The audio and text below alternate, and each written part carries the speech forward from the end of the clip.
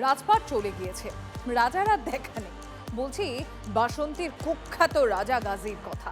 তৃণমূলের শাসনের অবসান হতেই বাসন্তীর ত্রাস এখন কেঁচো। তার বিরুদ্ধে মুখ খুলছেন তারই দলের লোকেরা। ফলতার পুষ্পা এখন পচা পুষ্পের মতো নেতিয়ে পড়েছে। ভোটের ময়দান ছেড়ে পালিয়েছেন। সেই ফলতার জাহাঙ্গীরের মতোই বাসন্তীতে রাজা গাজী, যার ভয় নাকি বাসন্তীতে বাঘে গরুতে এক ঘাটে জল খেত। তার অত্যাচারের জেরে ভয়ে স্পিকটি নট এলাকাবাসী, এমনকি তৃণমূলের নেতারা তটস্থ থাকত। উনি একাই পঞ্চায়েত সমিতি চালাতেন। আমাদেরকে ওনার প্রয়োজন মনে হয়নি, অনেক ইনঅ্যাক্টিভ করে রাখা হয়েছিল কি আপনাদের? হ্যাঁ, তবে তৃণমূলের রাজপাট যেতে বাসন্তীর রাজা এখন ইঁদুরের গর্তে।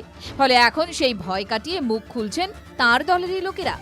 বাসন্তী তৃণমূল পরিচালিত পঞ্চায়েত সমিতির সভাপতি প্রিয়াঙ্কা মণ্ডল ফাঁস করলেন রাজা গাজীর সরকারি সম্পত্তি লুট ও অত্যাচারের কাহিনী।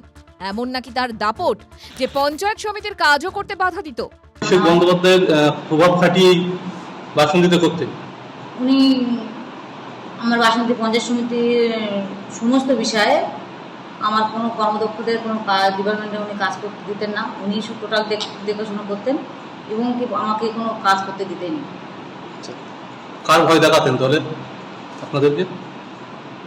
উনি অবশ্যই ওনার অভিষেক বন্দ্যোপাধ্যায় ভয় দেখাতেন। অভিষেক বন্দ্যোপাধ্যায়ের নাম ভাঙিয়ে দাদাগিরি চালাতো রাজা গাজী। বিধানসভা ভোটে তাকে গোসাবা বাসন্তীতে দায়িত্ব দিয়েছিলেন অভিষেক। কিন্তু তৃণমূল সাম্রাজ্যের পতনের পর দলের তথাকথিত যুবরাজের সাগরেদদেরও তো হম্বিতম্বি হাওয়া।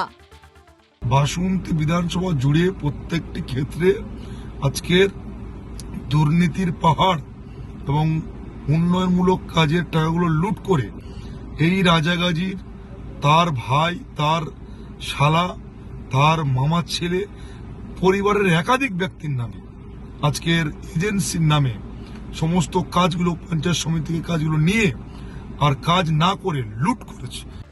গাজীর অর্থ যোদ্ধা, কিন্তু বাসন্তীর এই রাজা গাজী যোদ্ধাও নয়, রাজাও নয়, আসলে গ্যাস বেলুন। পালা বদলের পর এখন হাওয়া বেরিয়ে গেছে। দেবব্রত মণ্ডলের রিপোর্ট, TV9 বাংলা।